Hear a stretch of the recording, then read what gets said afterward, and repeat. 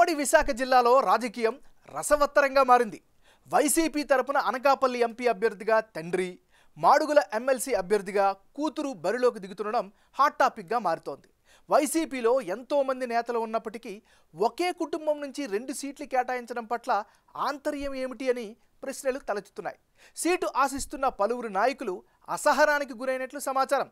అసలు ఈ వ్యవహారంపై మీకో స్పెషల్ స్టోరీ.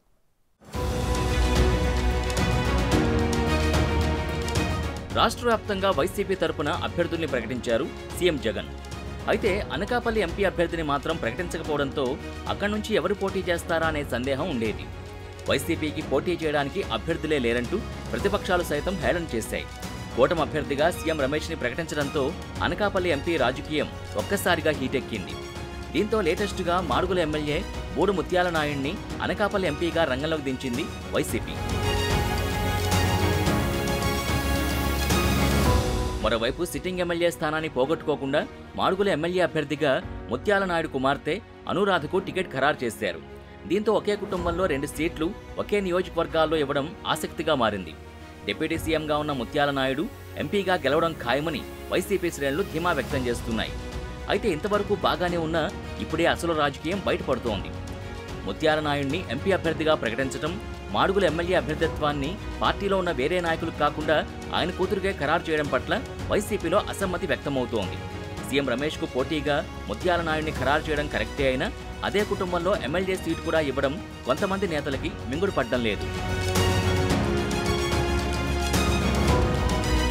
అలానే కేవలం మాడుగుల నియోజకవర్గానికి మాత్రమే పరిమితమైన ముత్యాల నాయుడు ఇమేజ్ ఎంపీగా 7 అసెంబ్లీ నియోజకవర్గాల్లో ప్రభావితం చేసే అంతగా ఉంటుందా అనే అనుమానాలు వ్యక్తమవుతున్నాయి. ఇప్పటికే టీడీపీ జనసేన కలయికతో బలంగా మారిన వారి క్యాడర్కి బీజేపీ కూడా తోడు కావడం ఆందోళన కలిగించే అంశంగా మారింది. ఇక బీజేపీ నుంచి బరిలో ఉన్న సీఎం రమేష్ ఆర్థికంగా సామాజికంగా కూడా ప్రభావితం చేసే అభ్యర్థి కావడం వైసీపీ నేతల గుండెల్లో గుబులు పుట్టిస్తోంది. దీంతో ముత్యాల నాయుడు ఏ విధంగా ఓటర్స్ని ఆకట్టుకోగలరనేది చర్చనీయాంశంగా మారింది. మరోపక్క ముత్యాల నాయుడు కూతురు అనురాధ ప్రస్తుతం జెడ్పీటీసీగా చేస్తున్నారు. ఇప్పటివరకు ముత్యాల నాయుడు కార్యక్రమాలని ఆమె దగ్గరుండి చూసుకుంటూ వస్తున్నారు. జెడ్పీటీసీగా కూడా ప్రజలతో మమేకమవుతూ అందరికీ అందుబాటులో ఉంటారని మంచి పేరుంది.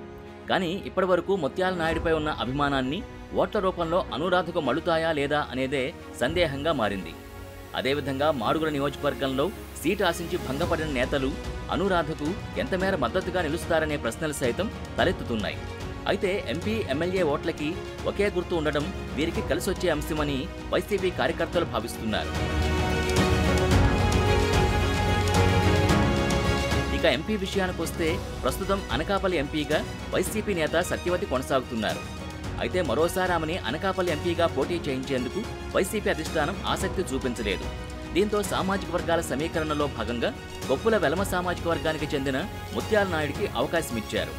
మరి ఈ క్రమంలో సత్యవతి ఎంతవరకు పార్టీ నిర్ణయానికి కట్టుబడి ముత్యాల నాయుడికి సహకరిస్తుంది అనేది కూడా పెద్ద ప్రశ్నగా మారింది.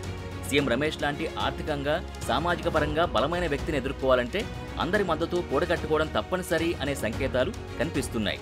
మరి ఇన్ని అవరోధాల్ని దాటుకుని అనకాపల్లి ఎంపీగా ముత్యాల నాయుడు, మాడుగుల ఎమ్మెల్యేగా అనురాధ ఎలా నెగ్గుకొస్తారో వేచి చూడాలి.